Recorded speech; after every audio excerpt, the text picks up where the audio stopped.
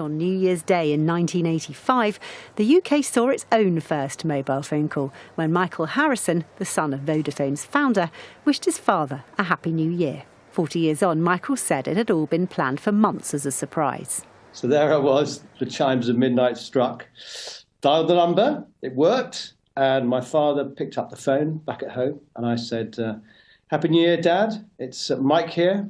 It's a few minutes after midnight, and you're on the very first call made on a UK mobile network. Did you have any idea that phones would become as important as they have done? Well, not in the way in which it's developed into the sort of ubiquitous tool that basically allows us to run our modern lives.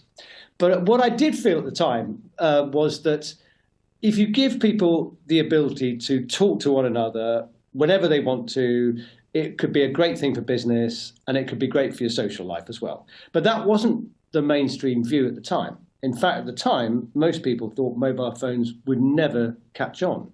And things moved quickly from that night. In 1989, the world was introduced to the flip phone. Then in 1992, we saw the first mass-produced handset from Nokia, followed that same year by the first ever text. Moving on to 1999, the first mobile phone capable of connecting to the web was born, and it could send emojis. 1999 also saw the introduction of the BlackBerry. Then, shortly after, in the year 2000, the iconic Nokia 3310 was released. That same year, mobiles could also take photographs. Then in 2001, the 3G phone network launched, and finally the iPhone made its debut in 2007, followed by Android in 2008. The basics of how that first phone call was made hasn't changed very much. Your phone converts your voice to an electric signal which modulates a radio wave. That radio wave goes to a mast which connects to the network and routes your call to the person you're trying to contact. We have a lot more masts now. But although phone calls cost next to nothing to make and receive, many people prefer messaging, video calling and voice notes. And despite the rise of virtual reality and new gadgets hitting shelves every year, experts in the field say smartphones are now here to stay.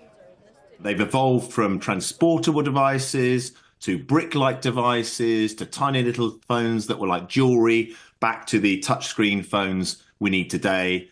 And what do you think is the future of these devices? What's going to happen next?